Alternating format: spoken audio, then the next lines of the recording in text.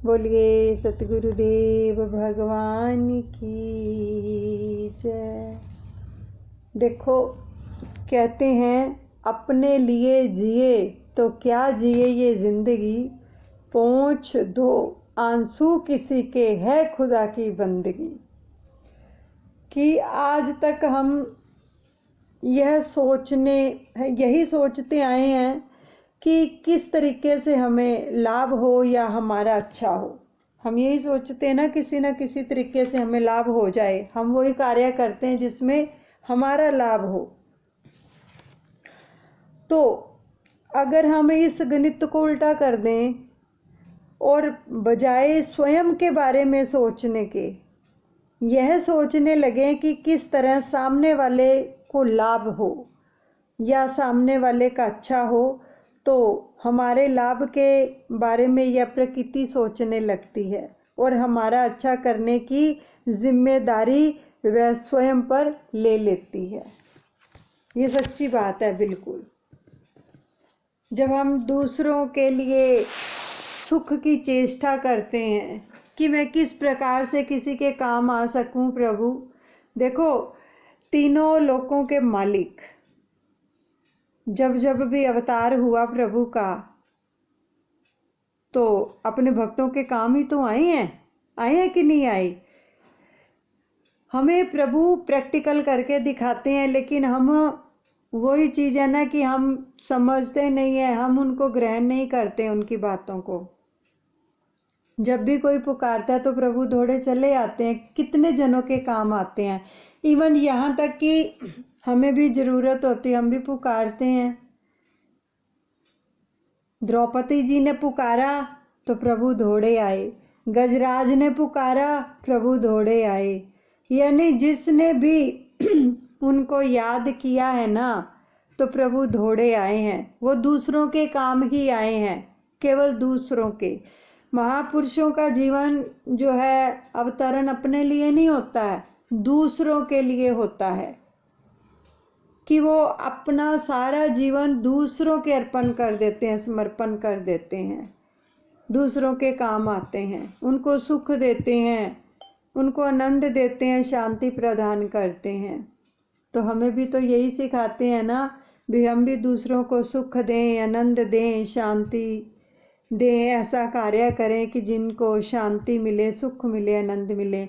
अब ये हम अपने अपने दिल में झांक कर सोच लें कि क्या वाकई ही हम ये सब करते हैं, किसी को सुख देते हैं, खुशी देते हैं, आनंद देते हैं, या फिर दुख, गम, चिंता, पीड़ा देते हैं। सोचो जरा, अगर उल्टा कर रहे हैं तो फिर वो हमें भोगना पड़ता है। तो हमेशा ही, भले हमारी परिस्थिति कैसी भी हो, लेकिन दूसरों के सुख की जब हम चेष्टा करेंगे ना, तो प्रकृति हमारे सुख का प्रबंध खुद ही कर देगी, फिर हमें कहने की ज़रूरत नहीं पड़ेगी। तो इसलिए आज से ये भी अपना लें कि अगर हमारे अंदर ऐसी कोई आदत है गलत, उसको हम चेंज करें और दूसरों को सुख देने की चेष्टा करें, चाहे विचार से, चाहे वाणी से, चाहे व्यवहार से। क्योंकि इसमें तो पैसे लगते ही नहीं हैं। मान लो किसी के लिए दुआ करोगे, पैसे थोड़ी लगते हैं, नहीं लगते ना। किसी के लिए अच्छा व्यवहार करोगे, उसमें कौन से पैसे लगते हैं। किसी के लिए अच्छा सोचोगे, उसमें कौन सा धन खर्च होता है। ये सब सेवाएं विचार, वाणी, व्यवहार की बिना धन के होती हैं। हाँ, अगर समर्थता है कि हम किसी की धन से कुछ हेल्प कर सके, तो वहाँ चूकना नहीं चाहिए, तो वहाँ धन से हेल्प कर दीजिए। क्योंकि प्रकृति को देते हम कण भर हैं, प्रकृति लौटाती हमें मन भर है। किससे मांगते हैं? जब हमारा कोई भी कारोबार नारायण हो जाता है तो प्रभु से मांगते हैं, हमें बरकत दो, हमारा कारोबार खूब फले फूले, मांगते हैं ना, तो प्रभु देते हैं। तो ऐसे ही हम दूसरों के लिए सुख की चेष्टा करेंगे तो प्रभु की कृपा उतरेगी। तो हमें दूसरों के काम आना चाहिए ताकि ये जीवन सकारात्मक हो। अब जिन बच्चियों की शादी में डिले हो रहा है, उनको क्या करना है? एक बात बड़े ध्यान से सुन लीजिए कि जब हमारा व्यवहार चाहे वाणी से चाहे विचारों से, कैसे भी ले लो, चाहे व्यवहार से, वाणी से, विचार से, दूसरों के लिए गलत होता है तो उसका जो असर है ना वो पूरे परिवार के ऊपर होता है। यानी माता पिता के द्वारा किए गए कुछ ऐसे कर्म होते हैं जो बच्चों को भोगने पड़ते हैं।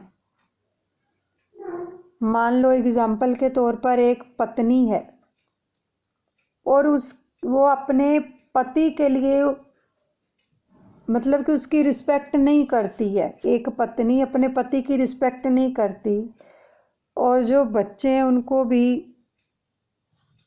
मतलब कि शिक्षा नहीं देती है और उनके उलट ही चलती है कि तुम्हारे पिताजी ऐसे हैं, तुम्हारे पिताजी ऐसे हैं ना। तो उससे क्या होता है कि बच्चों को भोगना पड़ता है वो सब। वो बच्चे स्टडी में भी नारायण रहते हैं, फिर आगे का जो सफ़र है वो भी उनका नारायण रहता है। आप करके देख लो, प्रैक्टिकल है ये। जैसे ही हम अपने साथ जो सदस्य हमारे रहते हैं उनकी रिस्पेक्ट करनी शुरू करेंगे, उनका आदर सम्मान करना शुरू करेंगे, उनकी प्रशंसा करनी शुरू करेंगे, तो आप देखोगे कि जैसे ही आपने प्रशंसा रिस्पेक्ट करनी शुरू की, आपके बच्चे कहाँ जाते हैं, क्योंकि ये इफ़ेक्ट पड़ता है, नकारात्मकता बढ़ती है इससे। तो इसलिए हमें अपने सदस्यों की रिस्पेक्ट करनी चाहिए, भले वो हमारे साथ कैसा भी व्यवहार कर रहे हैं इसकी ओर तो ध्यान नहीं देना। ये बात बहुत बार हो चुकी है कि जब हम प्रभु के नज़दीक जाते हैं तो हमें भी तो कितनी खामियां हैं, हमारे अंदर भी तो हैं कि नहीं। हम उत्तेजित वाणी से बात करते हैं, दूसरों के साथ हमारा व्यवहार कैसा होता है, यानी बहुत सारी खामियां रहती हैं। हम अपने आप को अभी अच्छे से सुधार थोड़ी ना पाए हैं, भजन सिमरन भी हम पूरा नहीं करते हैं। तो अगर हम प्रभु के सन्मुख जाते हैं तो वो कितना कितना आशीर्वाद दे के हमें निहाल कर देते हैं, करते हैं ना। तो वो हमारी खामियों को देखते नहीं हैं। तो वो हमें क्या सिखाते हैं, आप भी किसी की खामियों को मत देखो। सबसे पहले तो अपना परिवार आता है। हमारे परिवार के अंदर किसी में कोई खामी है तो उसको इग्नोर करो, उसकी रिस्पेक्ट करनी शुरू करो।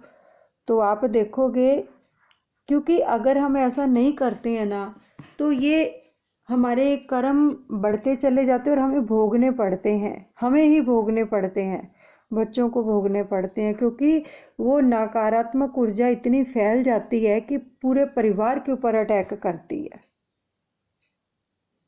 तो इसलिए अपने बच्चों को कभी भी किसी के प्रति मत भड़काएं, चाहे वो कोई भी सदस्य है आपके घर का या बाहर का या कोई रिलेटिव है। बच्चों के साथ कभी भी इस प्रकार से उनको मत सिखाएं कि ये तो हमारे साथ बोलता नहीं है, इसकी रिस्पेक्ट मत करो। इन चीज़ों से दूर रखो बच्चों को और दूसरों की रिस्पेक्ट करनी शुरू करो। और दूसरा, एक बात तो ये हो गई, और दूसरी बात ये है कि हमारे घर के जो बड़े बुजुर्ग चले गए हैं, हमारे घर के जो बड़े बुजुर्ग चले गए हैं, जो कोई सदस्य चला गया है, हमने जाने अनजाने में उसके साथ भी अपने विचार वाणी व्यवहार से पता नहीं कैसे कैसे कर्म किए होंगे, पता बाद में चलता है ना। हम गलत बोल भी देते हैं बड़े बुजुर्गों के साथ, क्योंकि जो बुजुर्ग होते हैं उनका इस अवस्था में आकर जो स्वभाव है वो नारायण हो जाता है, वो बच्चों की तरह हो जाते हैं और हमसे बर्दाश्त नहीं होता, हमारे अंदर सहनशीलता नहीं होती, तो हम उनको किसी न किसी प्रकार से नेगेटिविटी से ही देखते हैं।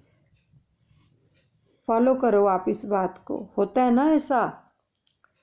चाहे उनके सामने कुछ ना कहें, रसोई में बुड़बुड़ करते रहेंगे, कुछ ना कुछ अपने मन में चलता ही रहेगा उनके प्रति, तो ये क्या है? जहाँ अपने पति के साथ कुछ डिस्कस करेंगे, जहाँ अपने रिश्तेदारों के साथ, अपनी बहन के साथ, माता के साथ, किसी के साथ, अपनी फ्रेंड्स के साथ या पड़ोसी के साथ, अपने बड़े बुजुर्गों का करते हैं। बहुत सारे लोग करते हैं, उनकी खामियों को, उनकी चर्चा करते रहते हैं कि मुझे इतना काम करना पड़ता है, मैं इतने बजे उठती हूँ और ऐसा करना, मतलब कि बहुत सारी बातें होती हैं।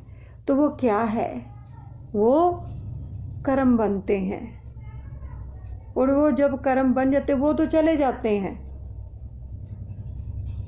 वो चले जाते हैं ये सब अपने ऊपर सहकर। अब एक बंदा लाचार है, वो बोल नहीं सकता, कुछ कर नहीं सकता, उसका शरीर शिथिल हो गया है, वो अपने आप काम नहीं कर सकता, अपने आप खाना नहीं ले सकता, तो उसको हम देते हुए भी हमारा मतलब कि मुख में कुछ ना कुछ बोलते रहना है ना, और दूसरों के साथ चर्चा करते रहना, तो फिर वो हम क्या दे रहे हैं उनको? उनकी सेवा थोड़ी ना कर रहे हैं, वो तो हम इकट्ठा कर रहे हैं नेगेटिविटी को। तो जब वो चले जाते हैं ना, तो फिर क्या होता है कि हमें जो आशीर्वाद लेना होता है वो हम उनसे आशीष नहीं ले पाते हैं। तो जो हमने कर्म किए वो सहस्त्र गुना होके हमें और हमारे बच्चों को भोगने पड़ते हैं। तो इसलिए ही सत्संग के अंदर ये सब चीज़ें दादा गुरु महाराज जी के आशीर्वाद से हमें समझाई जाती हैं हम सबको कि ऐसा मत करो। अब जो चले गए, आप जिन बच्चों की शादी नहीं हो रही है, आप जिनके साथ भी हमने ऐसा कुछ किया होगा जाने अनजाने में, अपने बड़े बुजुर्गों के साथ या किसी के साथ भी, तो आप उनके नाम की एक माला रोज करनी शुरू कर दो कि दादा गुरुदेव जी, चाहे वो आपकी सास है, ससुर है, माता है, पिता है, पति है, पत्नी, कोई भी है, कोई भी सदस्य गया, कोई भी, उसके लिए एक माला करनी शुरू कर दो। हर रोज एक माला 108 मनके की शुरू कर दो कि गुरुदेव, मेरे दादा गुरुदेव, मैं संकल्प लेकर ये एक माला का जाप अपने उस सदस्य के लिए कर रही हूँ। आप उनको सद्गति प्रदान करें। वो जैसी भी अवस्था में है, जैसी भी परिस्थिति में है, मेरी आपसे प्रार्थना है कि उनको सद्गति प्रदान करें, उनका कल्याण करें, जन्म मरण का चक्कर उनका खत्म कर दें। इस प्रकार से प्रार्थना करके एक माला उनके निमित्त करो रोज, तो देखो कितना शुभ आशीष मिलता है बड़ों का, जो रूहें चली गई हैं। ये है अपने एक पश्चाताप करना, प्रायश्चित करना अपने पापों का, क्योंकि अब वो हैं तो है नहीं जो उनसे हम माफ़ी मांग लेंगे, है ना, जा चुके हैं, लेकिन उनके साथ हमने व्यवहार किए हुए हैं, ऐसे कर्म किए हुए हैं, अब वो करें तो क्या करें, भोग रहे हैं। तो उसके लिए ये सबसे सरल उपाय है, सबसे सरल उपाय कि उनके लिए नाम जाप करना शुरू कर दो। जब उनकी बरसी आती है, लोग बड़ा कुछ बांटते, लेकिन ये सबसे उत्तम उपाय है नाम जाप करना। गीता का पाठ करें उनके लिए, अगर हो सके तो साल बाद ही तो करना, गीता का पाठ कर दे। अमावस्या आती है, संक्रांति आती है, अमावस्या को, संक्रांति को गीता जी का पाठ कर दें उनके लिए। अदरवाइज़ एक एक माला करते रहें, आप देखोगे आपके घर में कितनी सुख शांति होती है और सारे काम अपने आप होते चले जाते हैं। ये नाम महाराज की कृपा होती है। जब हम दूसरों के लिए कुछ करेंगे तो प्रकृति हमारे सारे रास्ते खोल देगी, लेकिन हमें अपनी ईगो का त्याग करके ये सब कुछ करना होगा। इसलिए तो हम दुखी होते हैं, दुख पा लेते हैं, लेकिन अपने व्यवहार को चेंज नहीं करते हैं। जब तक वाणी विचार व्यवहार को चेंज नहीं करेंगे तब तक हमें सुख की प्राप्ति नहीं हो पाएगी। नाम महाराज भी फिर कहाँ रहेंगे हमारे पास, वो तो निर्मल मन के अंदर ही प्रवेश करते हैं। और भगवान भी जिनका मन निर्मल होता है उनको ही भाते हैं प्रभु, प्रभु को वही जन भाते हैं। अगर हमारे बच्चे में भी कोई गलत आदत होगी तो हमें वो भी नहीं भाता है कोई। कितना हम अंदर अपने अंदर जलन पैदा करते हैं उसके लिए। ऐसे ही अगर हमारे अंदर खामियां तो हम प्रभु को कैसे भाएंगे। अगर प्रभु को भाना है, नाम महाराज को अपने दिल में बसाना है, तो अपने आप को साफ करें, अपना हृदय शुद्ध करें, निरंतर नाम जप करें। नाम जप करते हुए अपने विचार वाणी व्यवहार की भी साधना करें साथ में। तभी हमारा मन निर्मल होगा और ये काम हमारे होते चले जाएंगे। और ये 2 बातें हो गई। और तीसरी बात है कि जो भी बच्चे हैं जिनकी शादियां नहीं हो रही हैं या स्टडी में भी न रहना, तो फिर तीसरी बात ये आ जाती है, उनके लिए डायरी लिखनी शुरू करें। एक संदेश लिखें अपने प्रभु को इस ब्रह्मांड में, जो सबको बताया जाता है। प्रार्थना है ये, एक संदेश, एक प्रार्थना है अपने प्रभु तक पहुंचाने के लिए। कि जैसे शादी के लिए लिखनी है तो आप लिखेंगे कि दादा गुरुदेव, ये हमारा बच्चा बच्ची, उसका नाम लिख के आपके सुरक्षा कवच में सुरक्षित है और आपके आशीर्वाद से इसको सुंदर घर परिवार, सुंदर वर या वधू मिल गई है और मांगलिक कार्य संपन्न हो गया है और ये बच्ची सप्त सितारा जीवन जी रही है, बच्चा सप्त सितारा जीवन जी रहा है। आपका असीम धन्यवाद। उसके बाद नाम जाप करो, उसके खाते में डालो। कुछ कुछ नाम जाप करके उनके खाते में डालते रहा करो बच्चों के, क्योंकि वो कर्म होते हैं। वो जो भारी कर्म है वो नाम जपने से ही जाते हैं। कोई डॉक्टर की दवाई ऐसी नहीं है जो हमारे कर्मों को मिटा देगी, केवल नाम जाप है। उसको करने से और अच्छे कर्म करने से ही ये सब होता है। और जब बच्चों का जन्मदिन आता है तो अपने बच्चों के वेट के मुताबिक गाय को हरा चारा जरूर खिलाएं। जो आपके घर के नज़दीक जो कोई अंध विद्यालय है या आश्रम है कोड़ियों का, वहाँ कुछ ना कुछ उनके हाथों से जरूर सामग्री भेंट करें। ये बहुत अच्छे उपाय आपको बताए जा रहे हैं। इससे बहुत सारे जो नकारात्मक ऊर्जा होती है, नेगेटिव ऊर्जा होती है, वो शांत हो जाती है। क्योंकि जब आप किसी को खिलाओगे और उसके अंदर से दुआ निकलेगी और पता नहीं किसी की दुआ कब काम कर जाए। तो इसलिए बच्चों के हाथों से ये चीज़ें जरूर करवाया करो। हम करवाते नहीं हैं बच्चों के। जैसे एग्ज़ाम हो रहे हैं, जिस दिन एग्ज़ाम हो दे के आ जाए, उसको बोलो ये लो 20 रुपए, जाओ गाय को हरा चारा डाल के आओ। किसी पशु को, किसी पक्षी को कुछ ना कुछ उनके हाथों से ये करवाओ, सेवा है ये। बड़े बड़े लंगर नहीं लगा सकते, कम से कम 2-4 पशुओं को, पंछियों को कुछ तो खिला सकते हो, चींटियों को कुछ ना कुछ डाल सकते हो। ये लंगर है, ये भी एक लंगर है, उस शास्त्रों में लिखा हुआ है। जो बहुत ज़्यादा नहीं कर सकते तो थोड़ा करो, इससे भाग्य बनता है, प्रभु की कृपा मिलती है। देखो हमारे सतगुरु देव भगवान, जो लोग धन नहीं खर्च कर सकते हैं, जिसमें इतनी समर्थता नहीं, उनके लिए फ्री में खोल दिए हैं, हॉस्पिटल खोल दिए हैं, डिस्पेंसरियां बना दी हैं, विद्यालय खोल दिए हैं। वो भी तो करते हैं ना, तो सिखाते हैं हमें कि करो, कुछ तो करो किसी के लिए, कि अपने लिए ही मांगते जाएंगे। किसी के लिए कुछ करना सीखें, चाहे वो कोई भी जीवात्मा है। अब पशुओं के अंदर भी तो वो भगवान है ना। एक चींटी के अंदर जो आत्मा है वो हमारे अंदर भी है। जैसे उसको पीड़ा होती है वैसे हमें भी होती, जैसे हमें होती वैसे उनको भी होती है। तो इसलिए अगर ये नहीं कि हम मतलब कि बंदों के लिए ही करेंगे, अगर आप पशु पक्षियों के लिए, जानवरों के लिए भी करते हैं तो वो भी आपके कर्म बनते हैं, अच्छे कर्म बनते हैं, प्रभु की प्रसन्नता मिलती है। तो इसलिए जिनके भी काम रुके हुए हैं, हो नहीं रहे हैं, तो ये सब कार्य करें और उनको ब्लेस किया करें हर रोज अपने बच्चों को।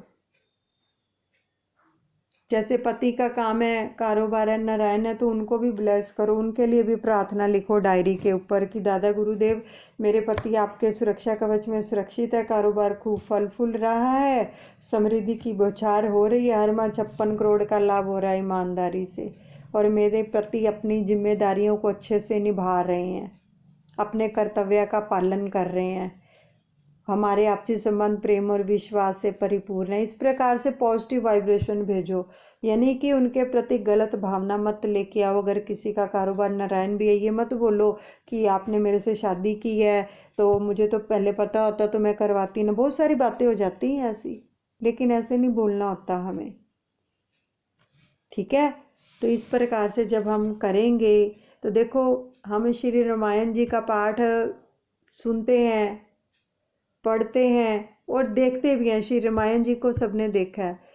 सीता मैया जो थी, राजा जनक जी की पुत्री थी, राजकुमारी, उनको जिस घर में वो आई वहाँ से उनको वनवास मिला, तो कभी शिकन किया उन्होंने कि मुझे वनवास? वो तो खुद ही चल पड़ी प्रभु जी के साथ।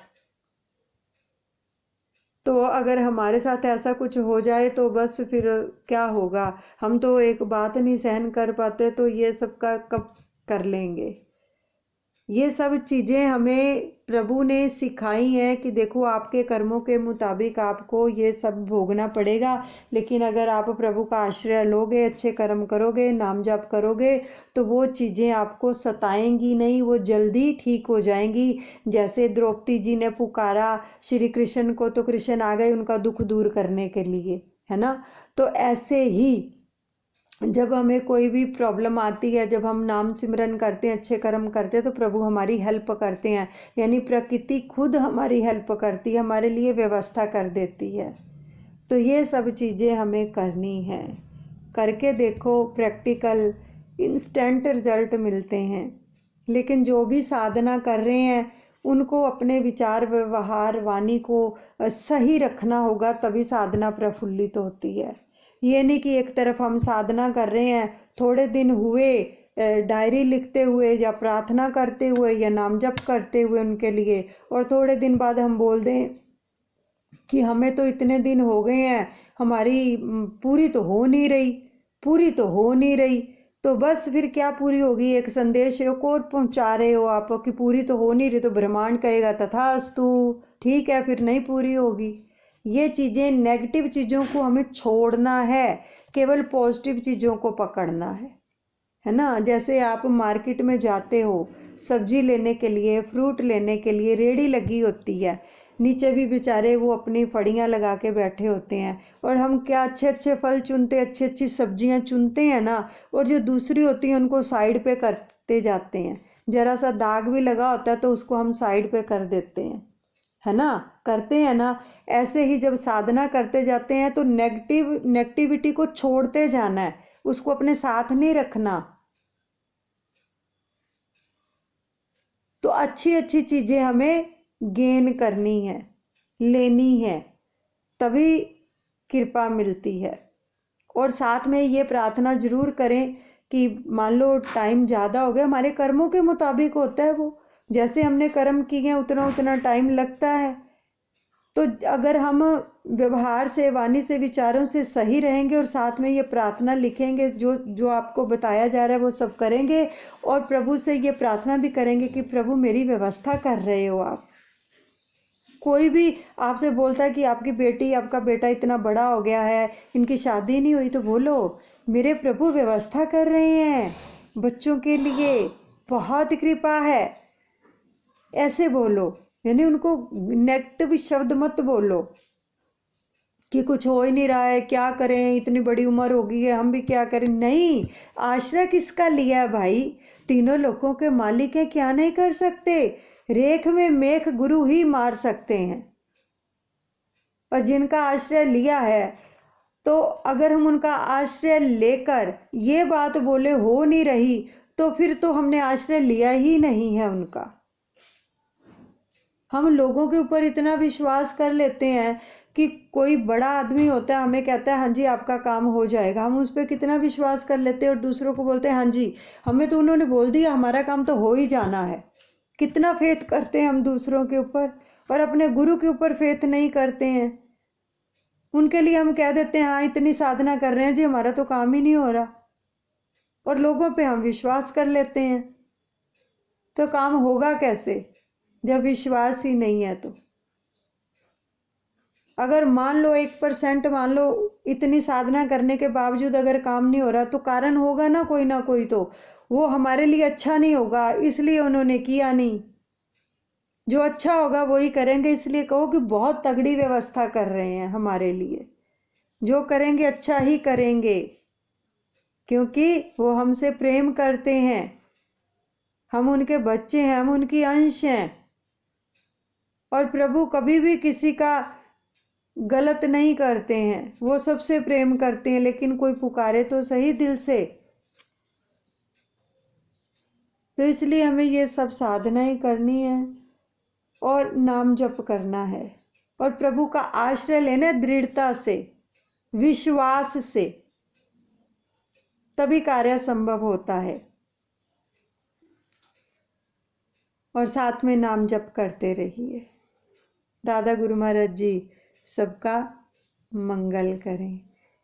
बोलिए सतगुरुदेव भगवान की जय।